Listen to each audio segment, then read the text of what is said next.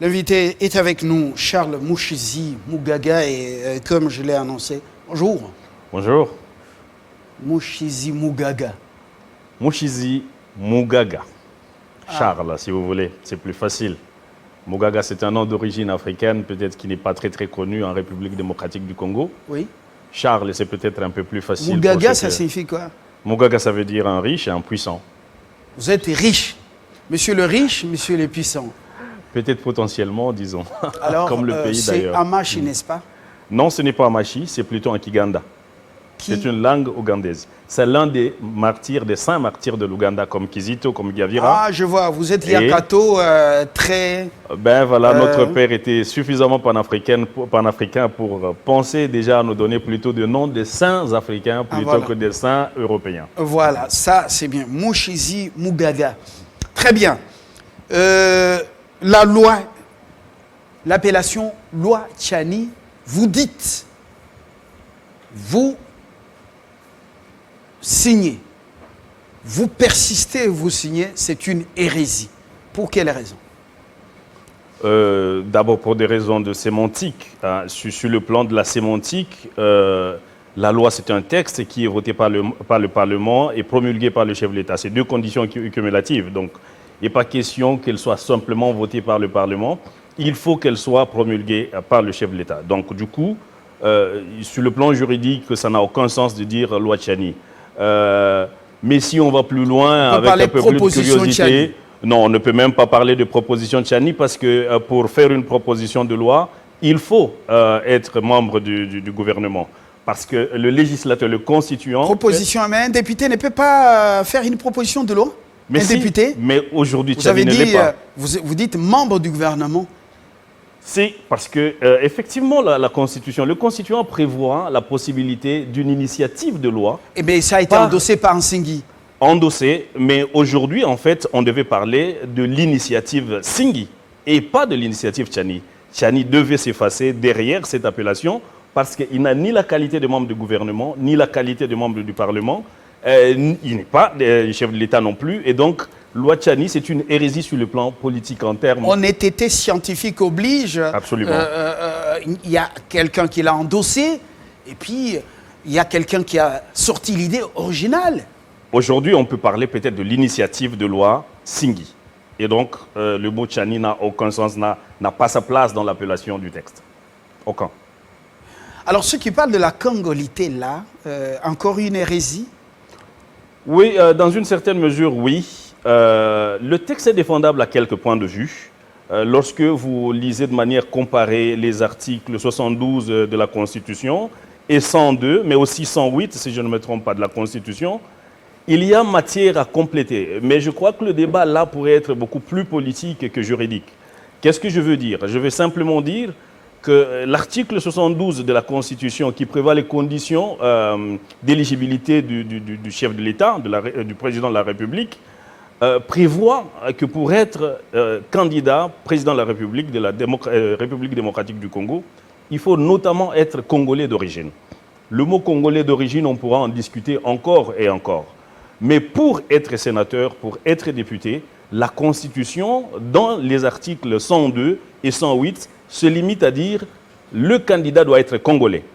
Peut-être qu'à ce point de vue, on peut dire, bon, il serait mieux d'ajouter d'origine. Mais qu'est-ce que cela ajouterait dans un contexte politique où le pays est continuellement en proie à des régimes de négociation, à des régimes de conciliation? C'est depuis 1960 et même bien avant que le pays se gère en fait sur base des accords politiques. Et le concept de la nationalité a suffisamment fait objet de discussion de manière presque permanente pour essayer d'intégrer le plus possible tous les citoyens congolais, en sachant que de par 9 pays qui nous entourent, avec environ 14 ou 15 frontières, il y a du métissage de part et d'autre des frontières et qu'il n'est pas possible d'exclure autant de millions d'individus simplement parce que par le fait du hasard de l'histoire, ils se sont retrouvés de l'autre côté du pays ou pas.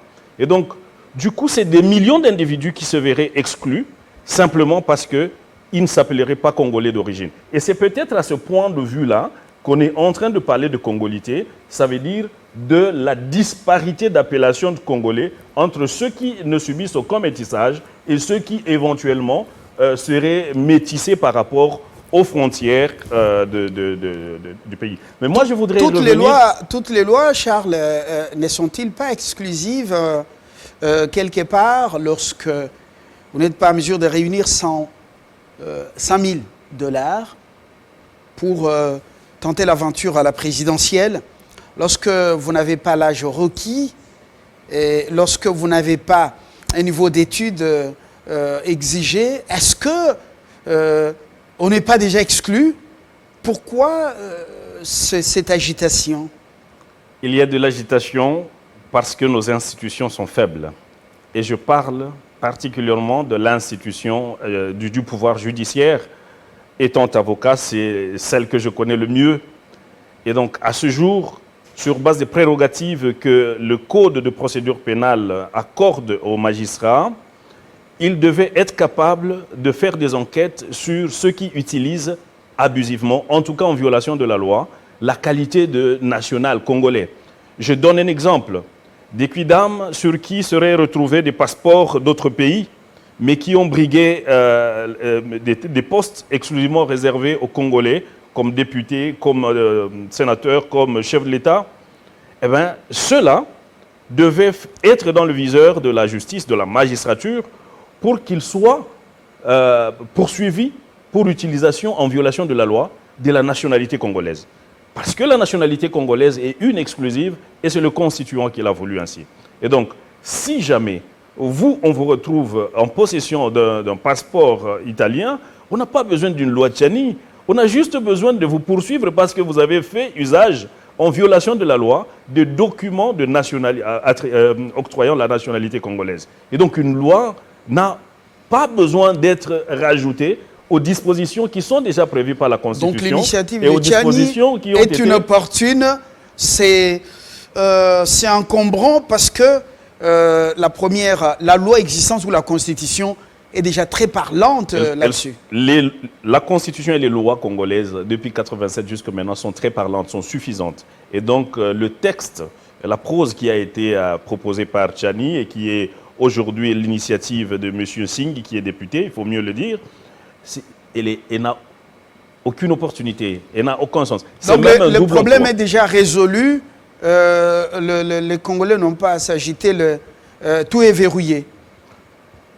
J'insiste sur le fait que la justice est capable, par la DGM, par la coopération des autres services de migration au niveau international, de déceler des personnes qui ont voyagé avec des papiers de nationalité d'autres pays, mais continuant à se prévaloir de la nationalité congolaise. Cela suffit pour qu'ils soient poursuivis pour faux en écriture ou pour faux et usage de faux, parce que les papiers qu'ils utilisent pour clamer la nationalité, pour revendiquer la nationalité congolaise, se trouvent faux du seul moment qu'ils sont possesseurs des autres papiers octroyant des nationalités des autres pays.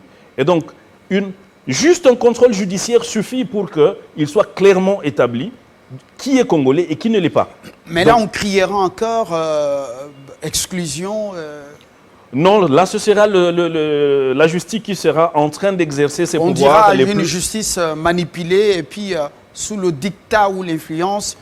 Ce sont les institutions qui doivent contrôler le niveau de loyauté. Ce sont les institutions qui doivent contrôler et établir le niveau de loyauté des candidats et des autorités, des personnes qui veulent briguer des mandats publics. Et donc, nous avons déjà suffisamment de textes, appliquons-les. Une personne ne peut pas être à la fois détentrice d'un papier lui attribuant la nationalité française et se retrouver au Parlement, et se retrouver à la présidence. Non. Avec la coopération de l'Interpol, avec la coopération de la Direction générale des migrations, avec les services de migration des autres pays, il est fort possible de dénicher ceux qui détiennent par devers eux des documents leur octroyant une nationalité autre que congolaise. Et du seul fait du principe de l'exclusivité de la nationalité congolaise, ils peuvent être poursuivis du seul fait d'utiliser en violation de la loi le passeport congolais ou la carte d'électeur de la République démocratique du Congo. Donc on n'a pas besoin d'un texte supplémentaire pour ça. Il faut que les institutions commencent à jouer leur rôle. vous êtes le directeur du Centre d'échange pour des réformes juridiques institutionnelles Sergi. Apparemment, vous travaillez contre les réformes parce que on dit que ce texte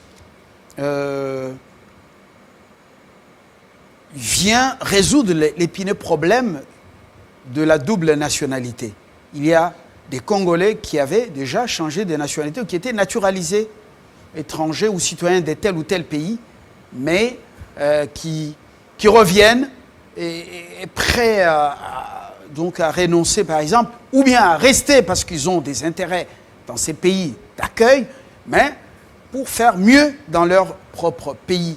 Et résoudre ce problème, il y en a qui, selon leur lecture, ont trouvé que cette initiative de Tchani, endossée par Singhi, vaut son pesant d'or, ou vraiment c'est le même momentum. Je crois qu'en termes de réforme, il faut évaluer les besoins. Il faut évaluer les points sur lesquels une réforme s'en fout. Et donc, du moment où on a les textes nécessaires pour servir le pouvoir judiciaire appelé à contrôler le niveau de loyauté des citoyens, on n'a pas besoin de faire un double emploi. On risque de se perdre dans un texte supplémentaire qui n'apporte fondamentalement rien. Il faut que la justice bouge dans ce pays et il faut que les moyens nécessaires lui soient donnés pour qu'elle puisse mener des enquêtes indépendantes parce que, et là, de par la loi, je parle du décret de 56 qui porte le code pénal congolais et le code de procédure pénale congolaise. Et donc, pour que la justice fonctionne, elle doit avoir des moyens. Et ces moyens doivent lui être donnés par l'exécutif. Et c'est tout ça le problème. On ne peut pas demander à cette justice de fonctionner de manière optimale si, au départ, elle n'a pas de moyens.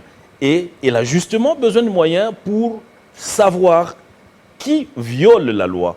Lorsque vous lisez les articles 9 et suivants du Code d'organisation et de procédure judiciaire, lorsque vous lisez aussi un certain nombre de dispositions du Code de procédure pénale, vous décelez ces attributions très importantes qui sont du secteur de la justice, notamment la police judiciaire, le parquet, qui ont la possibilité, et même la prérogative de se saisir d'office d'un cas.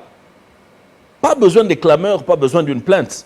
Ils peuvent se saisir d'un cas, faire ouvrir une information judiciaire, ouvrir une enquête et arriver à déceler les faits infractionnels dont est coupable un individu, notamment ces personnes qui se prévalent de la nationalité congolaise, en utilisant abusivement, en violation de la loi, les papiers qui leur octroient la nationalité congolaise, alors qu'ils portent par-devers eux, en plus des papiers, leur octroyant la nationalité d'autres pays. C'est une violation de la loi et donc il devait être poursuivi du chef des infractions typiques en matière d'utilisation non seulement de faux titres, non seulement de faux papiers, mais aussi sur base des bénéfices qu'ils en tirent en termes d'enrichissement sans cause. Parce que, figurez-vous, quelqu'un qui aurait la nationalité italienne sur base d'un passeport qu'il porte par-devers lui, et qui serait, par exemple, député aujourd'hui, serait en train non seulement de faire un usage de faux, mais aussi de s'enrichir au détriment de la République. Et donc, c'est le moment pour la justice de faire son travail. Ce n'est pas seulement le détournement qui doit constituer le débat actuel de la lutte contre l'impunité, c'est toute la tromperie qui tourne autour de l'utilisation abusive, de l'utilisation en violation de la loi, des papiers qui doivent être utilisés uniquement par des Congolais. Alors, vous vous souvenez du fameux moratoire au Parlement. Qui est une tricherie d'ailleurs. Jusque maintenant, il n'y a pas de suite.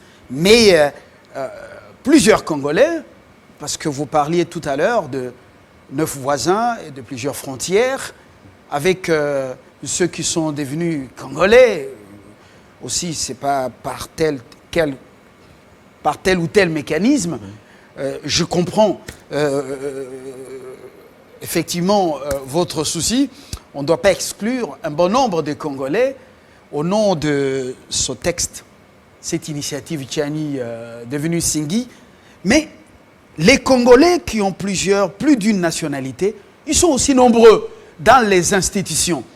Alors si l'appareil judiciaire se met dans sa peau et commence les enquêtes comme vous l'avez suggéré, combien de Congolais vont tomber sous le coup de la loi et ça sera encore la clameur publique. Voilà, injustice, exclusion. Ils sont nombreux. Il n'y a pas qu'un seul cas, le cas d'une nationalité italienne. D'abord, sur le plan juridique, ce serait une aberration que de dire des Congolais qui seraient porteurs d'autres nationalités. Donc, il faut simplement dire des étrangers, parce que, empruntant au principe du constituant, la nationalité congolaise est une et exclusive. Elle se perd automatiquement dès que vous acquérez une autre nationalité. Donc, il faut les appeler des étrangers, il ne faut pas les appeler des Congolais qui ont plusieurs nationalités. Ça, c'est du point de vue purement juridique. Maintenant, du point de vue criminologique, il y a ce qu'on appelle en criminologie le chiffre noir, ça veut dire la partie de la criminalité qui n'est pas appréhendée par l'autorité. Donc, il y aura toujours des criminels qui vont échapper par les mailles de la justice. Mais disons qu'il vaut mieux qu'il y ait quelques cas emblématiques qui pourraient servir de leçon pour ceux qui continueraient à se cacher en utilisant abusivement la nationalité congolaise pendant qu'ils sont détenteurs des nationalités d'autres pays. Il faut que la justice enquête, et c'est une matière aussi facile parce que la collaboration de l'Interpol, la collaboration de la DGM et la collaboration d'autres pays à travers leurs services de migration peut être facilement acquis. Et là, on n'a peut-être pas besoin de millions pour faire des enquêtes. Les noms sont connus, quelques individus qui peuvent être appréhendés vraiment de manière purement pédagogique pour que ceux qui continuent à tricher avec la nationalité congolaise commencent de plus en plus à avoir peur. Il suffit d'en appréhender une centaine et c'est très facile parce qu'une enquête avait déjà été menée au niveau du Sénat. Il avait été trouvé que sur les 150 quelques sénateurs, plus de 80 avaient une nationalité autre que congolaise. Eh bien, ces personnes devaient être déchues de leur qualité de sénateur parce que du point de vue de l'article 102 de la Constitution, ils n'étaient pas congolais. La Constitution, son article 102 et son article 108 se limite à dire que pour être député, pour être sénateur, il faut être congolais. Elle ne précise pas qu'il faut être congolais d'origine ou pas. Précise simplement, elle se limite à dire qu'il faut être congolais.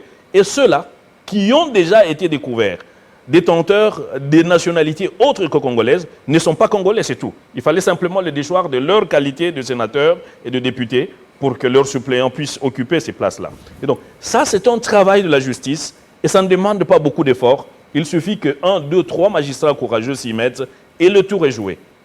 200 personnes poursuivies du chef de l'utilisation abusive, en tout cas en violation de la loi de la nationalité congolaise, ça suffira pour donner une leçon. On n'a pas besoin d'un texte supplémentaire, d'une loi supplémentaire pour encadrer la nationalité congolaise, parce qu'on risque de se retrouver dans une situation d'exclusion d'un groupe de citoyens, peut-être beaucoup plus loyaux encore, mais qui ne peuvent pas justement accéder aux postes dans l'armée, dans la politique, simplement parce qu'on va leur dire « vous n'êtes pas de père et de mère congolais ». Vous avez parlé en introduction des alliances, des compromis. Vous connaissez des guerres, Sun City, et jusque maintenant, c'est toujours des compromissions, plutôt des compromis. Et des compromissions aussi, oui, pourquoi pas, voilà. faut le dire. Est-ce que la politique, par moment, ne l'emporte pas toujours sur le droit, sur le juridique ou la justice? J'emprunte on peut dire ça, mais c'est une vérité, la verbosité. C'est une vérité universelle. Le politique crée son juridique. Et ça, c'est dans tous les pays du monde. Lorsque le président des États-Unis est élu, qu'il est investi, il nomme le chef de la sécurité, mais il nomme aussi un procureur. C'est vrai que là, le procureur, en fait, il nomme pas, mais il surveille d'une certaine manière la désignation par la majorité au Congrès. Oui, sous le contrôle du Parlement, du Capitole. Exact. Et principalement exact. du Ils Sénat. n'ont pas. Oui. Mais disons que lorsqu'on dit que le politique crée son juridique, on est en présence d'hommes politiques, disons, pas de nature, pas de la même nature que nous avons. On est vraiment dans le sublime du politique. Et donc, je veux dire, le politique qui est investi de pouvoir de diriger la cité, dans ses politiques sectorielles, notamment en matière de justice, il se choisit des personnes capables de mettre en œuvre sa politique en matière de justice. Et c'est pour cela simplement qu'on peut dire que le politique crée son juridique. Et donc, son judiciaire. Donc, il doit avoir la main. Le contexte congolais n'est pas celui américain. Donc, vous voulez dire qu'on doit emprunter le système américain, on doit l'adopter. Le chef de l'exécutif ou l'institution président doit avoir la justice sous sa main. Peut-être qu'il faut rappeler qu'en fait, les autorités politiques sont investies pour gérer la société. Et pour bien gérer la société, c'est à ce titre seulement, c'est à ce titre qu'ils essayent de mettre en place un système de justice qui puisse aider justement la nation à se lever, comme on dit, la justice élève la nation. Jusque-là, j'ai vu que M. Tshisekedi a une certaine vision en matière de lutte contre l'impunité. Mais je ne l'ai pas encore vu avoir une véritable vision sur la justice qu'il veut. Cette justice efficace, cette justice qui intervient pour aider le président de la République non seulement à engranger les moyens nécessaires pour mettre sa politique en œuvre, mais aussi pour éliminer le plus possible la criminalité dans le pays.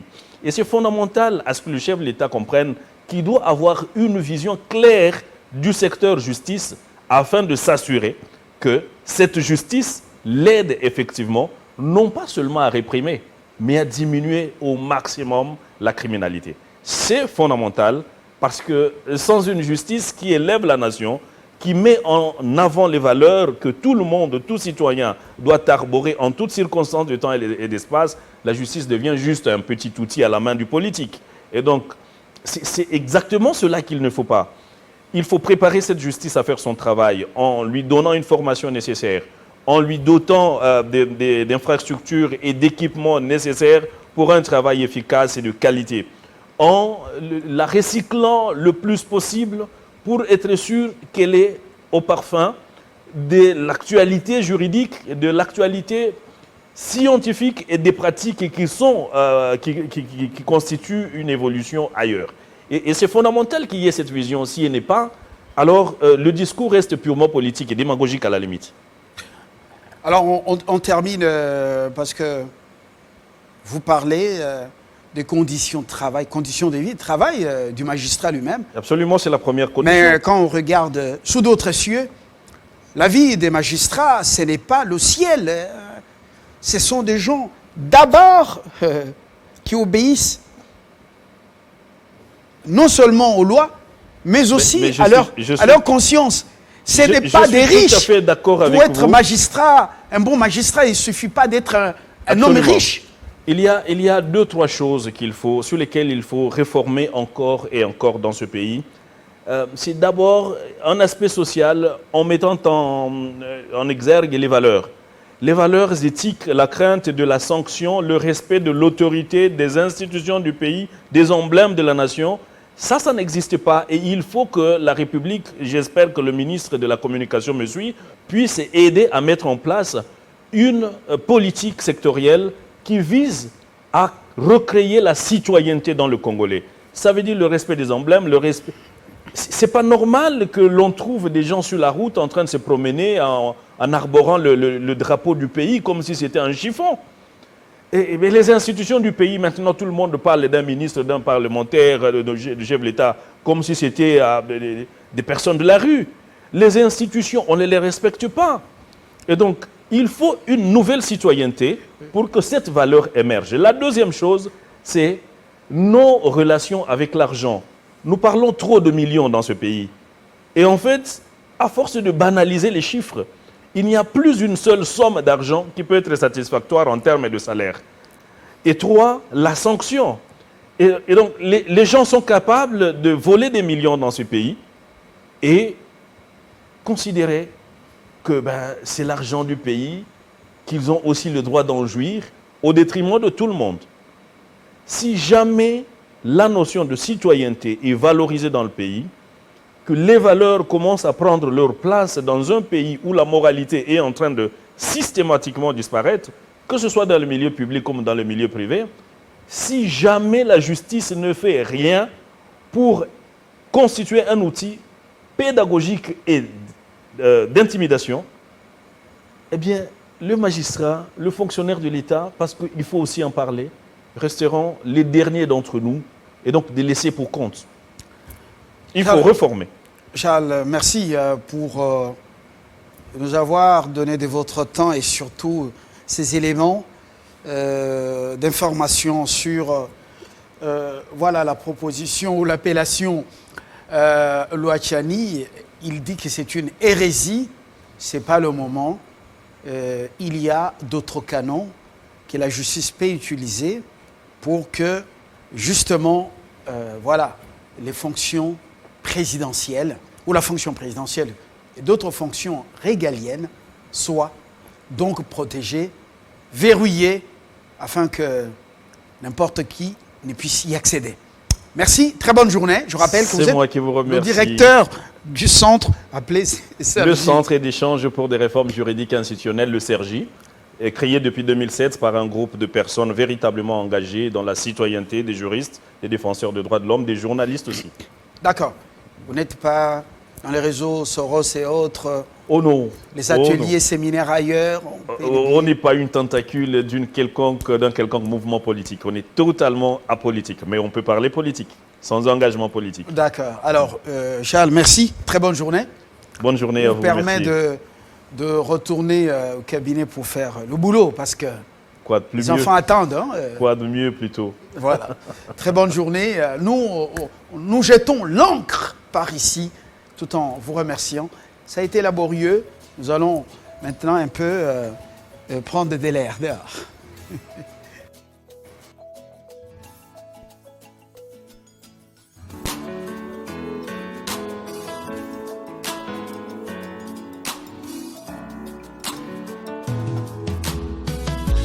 Aujourd'hui c'est ton jour, happy birthday. Tout le monde à la maison, happy birthday. Avec quoi nous fêtons, happy birthday. C'est maintenant ton moment, happy birthday. Aujourd'hui c'est ton jour, happy birthday. Tout le monde à la maison, happy birthday. Woo woo woo, happy birthday.